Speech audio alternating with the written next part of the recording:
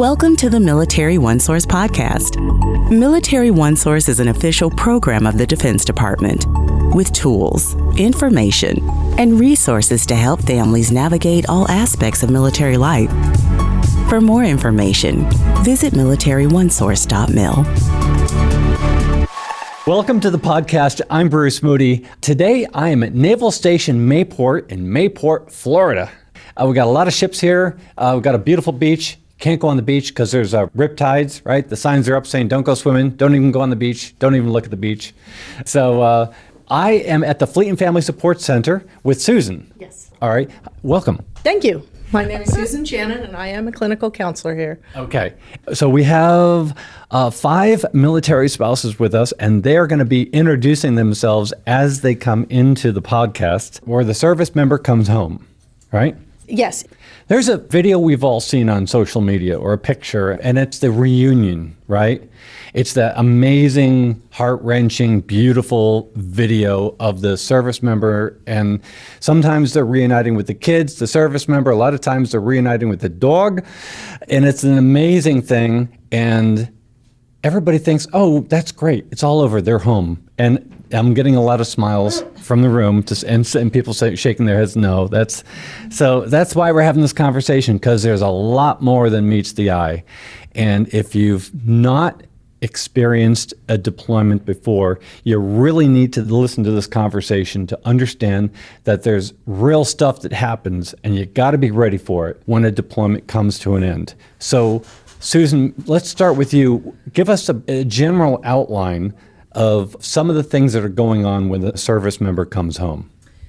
So when a service member comes home, generally, yes, it is wonderful, it's great, but then whoever is at home, their life gets disrupted.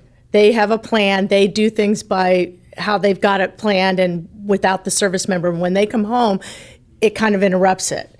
The service member also comes back with some baggage of everything that had occurred while they were gone. And so it tends to not fit like a puzzle, like everybody thinks. And it's difficult, and I think that they can speak to that, to get back on track, because it's limited conversations while the service member is out. And you're all nodding, so does somebody have a story or an example they want to share of, oh, your hand's up. Okay, you know the ground rules, we're going to introduce ourselves and then share with us. And I think we both need to lean toward each other a little bit more. All right. I'm Ashley Carmichael, and I'm a spouse of a service member who is in the Navy stationed at CNSG Southeast. Okay. And experience, I have dealt with over 14 deployments over the course of us being married for 17 years. We have 3 children, so of course, when you're getting ready for return and reunion or homecoming, everything you can think that goes wrong in the background. Hair is not right, you can't find the keys, outfits get messed up prior to, ships may not pull in at the required time, so you're standing there baking on the side of the pier. In Florida, by the way. Of course, yeah, because that's always usually when they come home in the summer, right? But I think one of the things that kind of made me chuckle over to the side was I remember a time where I had all these elaborate things planned out for my husband when he returned, and I thought it was a great idea to have his family come up, us throw a luau party in our new house or whatnot, and that's not what my spouse wanted. And so it did create some tension, because he was like, although I'm happy to see my family, I need to kind of decompress. I need to know what it's like to take a shower without wearing shower shoes. I need to know what it's like to lay in my bed. I need to get reacquainted with my kids and with my spouse.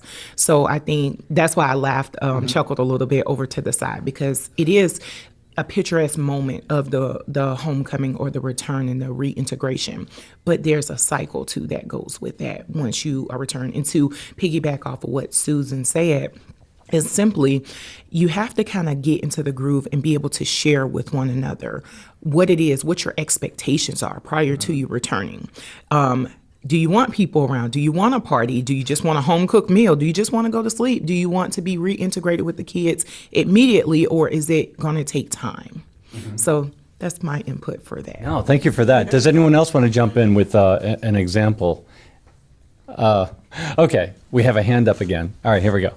So my name is Jacqueline Laureano. My husband is stationed on the USS Donald Cook, And unfortunately, my husband's job is a quartermaster. So in order to do his job, he has to be on a ship. Even when he gets short commands, he is attached to a command. We've been together now 16 years. For all 16 years, he has been attached to a ship. And for us, the hardest part was not necessarily the reintegration, it was the communication, because he's more worried about, hey, do I need to get you this? Do I need to get you this? And to get him home, he did not know what to expect, because every time it's different. You can think you can do this a million times, but each reintegration is always going to be different. You can do it a million times, and the previous one's never going to be the same. So is planning the way to go, or is sort of having the conversation? You have to have the conversation with your spouse. Yeah. Okay. I'm Hanna Edenfield, and I'm a spouse of a sailor on the USS Mason. So I would say the biggest thing is you have to talk to your spouse. Everybody's different. Not every sailor is going to want the same thing. You have to see what they want.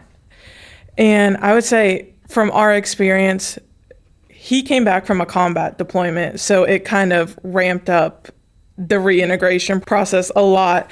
So you have now that combat is kind of being more seen, I guess. They're coming home and you're worried about PTSD, mental health, and just nightmares. So it's a lot. It's a lot. So. And as much as you want to think, it is happy. I will say the moment on the pier, it's nothing will ever compare to that feeling. But as soon as you get home, normal life sinks in. And I think the best way I like to compare it to is like when you grow up and you go back home and visit like your childhood bedroom, it feels weird at first. And then by the end of the trip, it kind of becomes normal and starts feeling like home again. I'd never heard of that. That's a really interesting perspective. Okay, go ahead. Yes. My name is Philline, Windsor, and I am a naval spouse. My husband is on the USS Indianapolis. This would be his second ship since being here at Naval Station Mayport. So he had back-to-back deployments. So in my experience, I think same thing that she was saying, like communication was a big thing for us. And just coming back home, I think I set up a routine at home. I walked the dog a certain way. I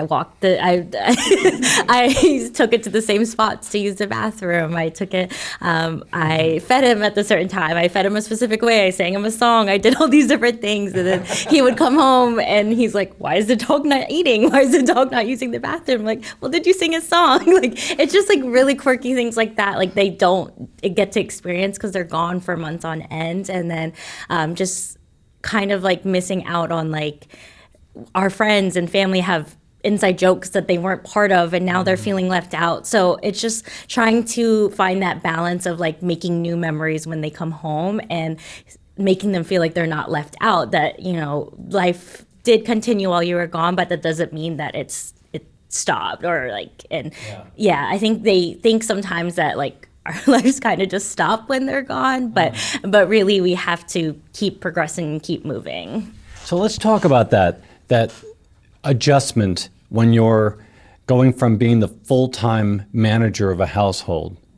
Before deployment, you're setting up powers of attorney. You've got all this stuff so that you can run the house, and now you've gone from being the CEO to vice president or co-chair or something like that. How do you navigate that aspect of it? My name is Shaquita McKinney. My husband is attached to HSM 70, which is at a different naval base. That, I believe, is the most difficult part for me because my husband does struggle with scheduling, and I run a tight ship.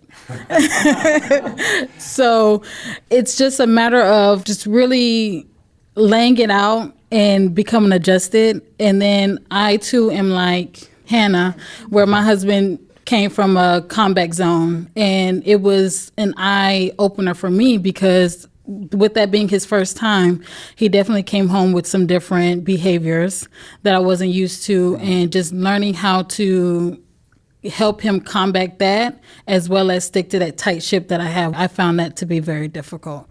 Susan, you want to help out with that? Yeah, one of the things that we all need to remember is there is not constant communication between the spouses and whoever's the sailor is on the ship, which that creates a real void. You can't talk to them and go, well, how are you doing today? How did it feel? They can't do that. There's lack of communication everywhere. So sometimes what I tell spouses is, you are still on deployment when your spouse comes home. You can't just stop.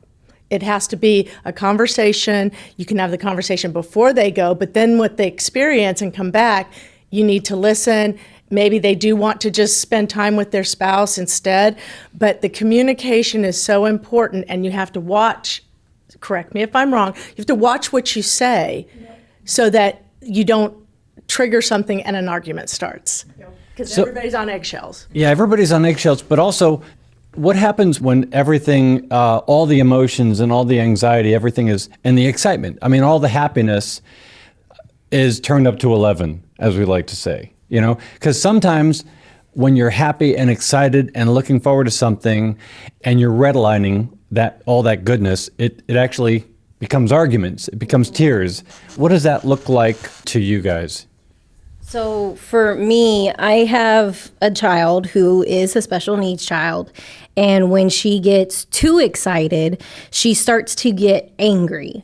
And homecoming for her is very difficult because of that, because she does get the excitement, she does get the happiness, but at the same time, we have to monitor it to make sure that she's not getting angry because she's too happy, because it is a disruption to her normal routine and everything. Let's talk about the kids, right? How are you talking to the kids about a deployment that's about to come to an end? What are you asking them? What are you asking of them?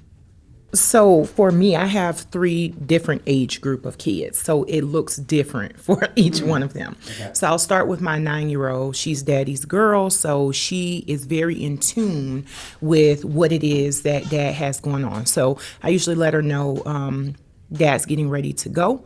But listen, just because he's gone doesn't mean that we won't be able to do fun things like write him, do a kisses for daddy jar, like different activities to kind of keep her engaged. And so that usually helps throughout that time frame of getting prepared. Yeah. But when we're in that fight of, going through the deployment, it is rough, it's tough. But that's where I show as a mom that extra TLC. That's where I am more receptive to her feelings, and not just her feelings, all my kids' feelings. So I kind of give them a little grace, but I also run a tight ship like Shaquita. So it's like, I'm only going to give you so much grace because we still have to do the right thing, right? Because sometimes kids will regress in behaviors, and they'll do things because they know it's only one parent versus 2 parents. Yeah. And then they may act out. So I've kind of caught on to that and learned about that. And then for my 2 teenagers, they're more understanding. They're the boys. They kind of get into this role of, I'm going to be the man of the house while dad is gone. So then they kind of butt heads because they got to figure out who's going to be the man at what time, depending on what the situation is. But the same thing with them. We have those open, honest conversations with them. We also, let them know what the expectation is while dad is gone. And we also give an expectation to my husband to say, okay, if you can't call, but so often, then you need to be writing. If you're not writing, then you need to send a picture via email or whatever it is that you can do to keep them engaged and let them know that you're, 1, still alive, and 2, that you're still thinking about them. So it's different depending on the age of the child, if there's special needs, and then also taking care of yourself as a spouse, because you go through a cycle of, now I got to sleep lonely in the bed, I got to get up with the kids in the middle of the night, I got to take the dogs out, I have to cook every day, which I don't do that. Actually, I use that as a benefit when my husband's gone, but you have to take on different challenges that you weren't necessarily expecting. Yeah. And then you, like me, I would go crazy nuts sending emails daily, just kind of recapping our day so that he can feel integrated in knowing what has went on, because he may not have had any action, or it may have been a rough day for him, but it provides that sense of closeness. And just to kind of piggyback off of Ashley, it definitely does depend on the age groups. I have much younger children. I have a 4-year-old and a 6-year-old, 7-year-old.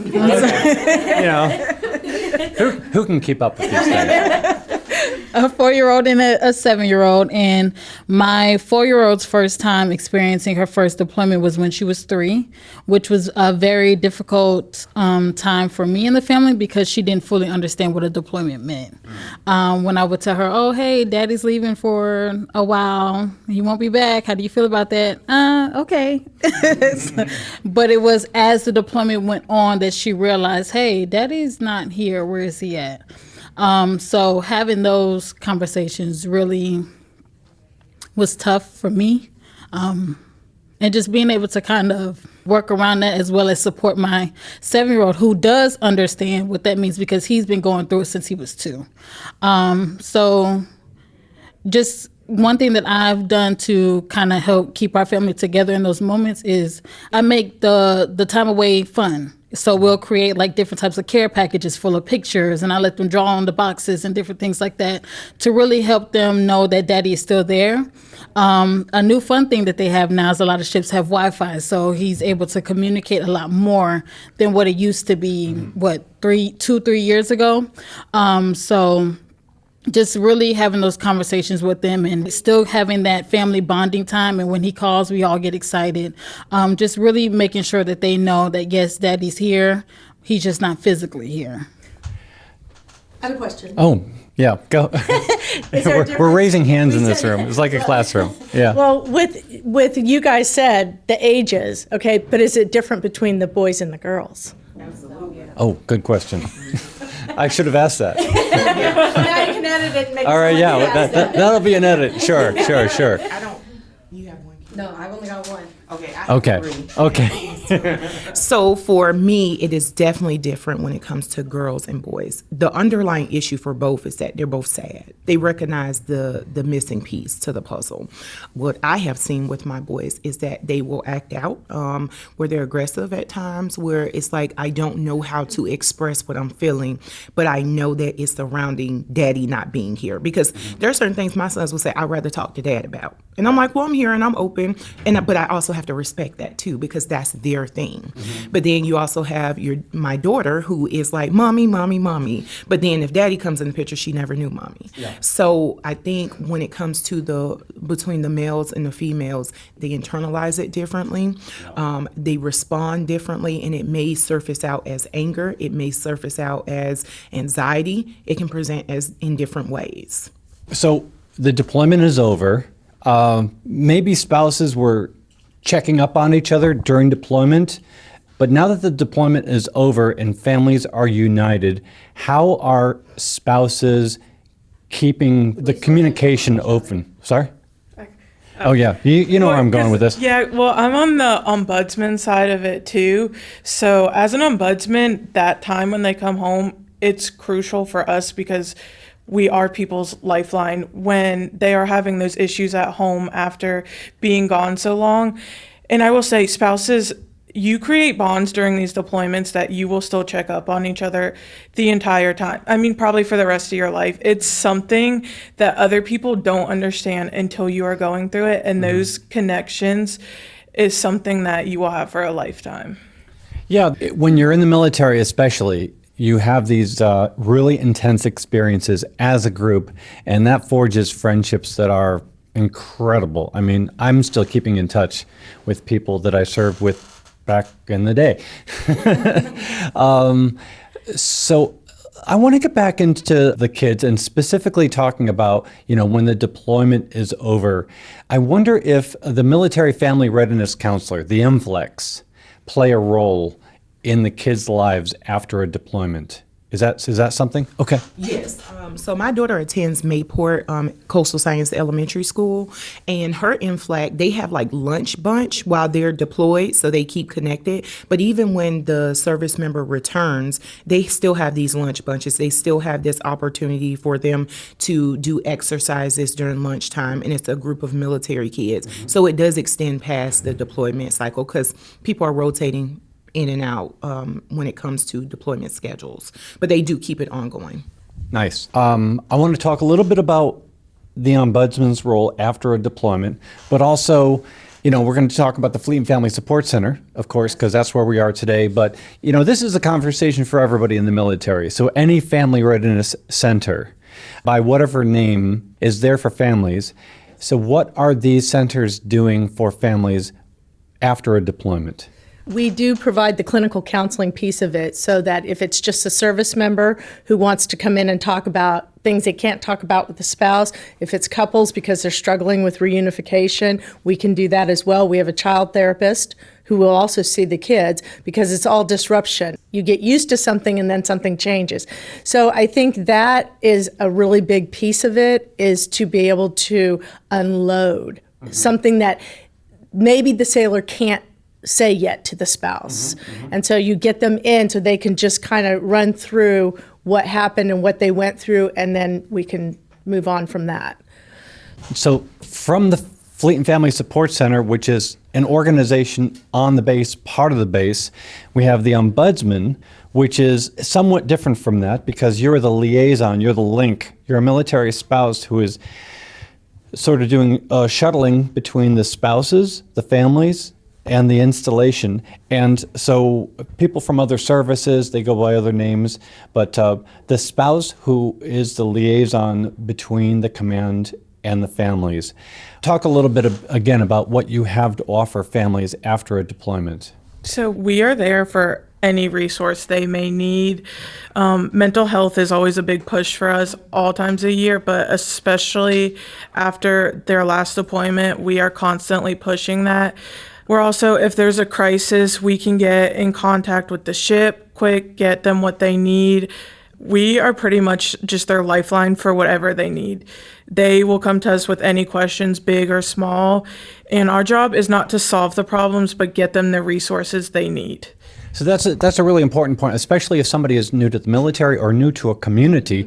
They may not know where the resources are or what sort of resources are beyond the family readiness realm. I mean, there's the local DMV, there's the town dump, and these are not trivial. These are important things that people need to take care of.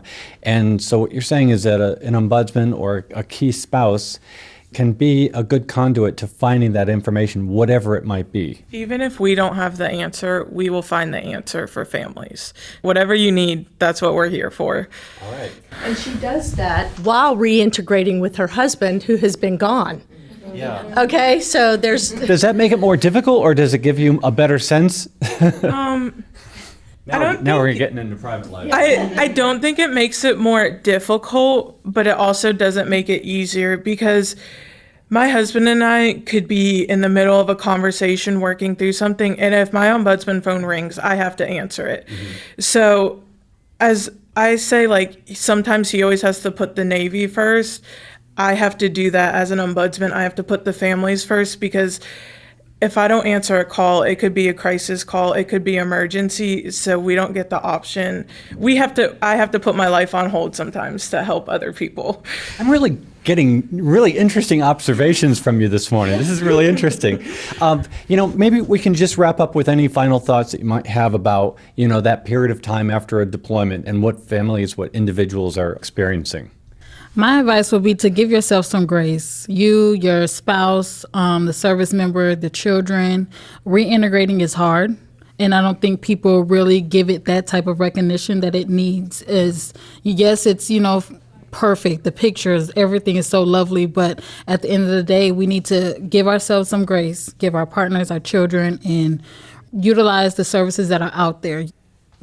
You were kind of nodding along to what she was saying, so can you add to that? Yeah, I would say my final thoughts and advice, along with giving yourself grace. I would also say I'm kind of a newer military spouse compared to a lot of people in this room, but I would say just make sure you have your own identity. I have met so many women just working here at Fleet and Family that just don't have just who they are. They lose themselves in the deployment. They lose themselves in their husband's career. They lose themselves in the children, and they don't know who they are before and after and during this whole entire career. So just have time for yourself. Have time to find new hobbies, have time to get a job, have time to get that schooling. That's all available for you as a military spouse. So just do that so that 20 years from now, and you're looking back, you're not you don't know who you are. that's definitely my big advice. And during that after deployment, just, have those conversations. Like, if you did find yourself differently, if you're changing, if your spouse doesn't know who you are, like, have those conversations. What did you find out about yourself? Because they may have changed too. That's okay. Just grow together and know that every single deployment is going to be different. That's a great way to wrap it up. Oh, thank you. Communication is key. Communication is key. Communication is key. And it's not just what you think, it's what they think, because they're not going to come right out and come home maybe and tell you exactly what they've been through. So you're guessing, kind of, the spouse is guessing. So it's big communication. Got it. Well, thank you. It's great. I feel like I've met a bunch of friends here today. This is a lot of fun. Really appreciate your insight. I think they'll resonate with people, and I encourage people to share this conversation with somebody who might be getting ready to experience their first deployment, because I think there's a lot of good insights here, and I thank you all very much. Thank you. And so now what you're going to do is you're going to watch me do my readout, and it's not going to be at all awkward. All right? Here we go. The Military OneSource podcast is an official resource of the Department of Defense, and we always like to hear from you, so we have a link in the program notes where you can send us a question, a comment, maybe an idea for a future podcast, or maybe you can invite me to your installation to do something like this. Be sure to subscribe to this podcast wherever you listen to your podcast, because we cover a wide range of topics to help military families navigate military life. I'm Bruce Moody. Thank you so much for listening. Take care. Bye-bye. That was totally spontaneous.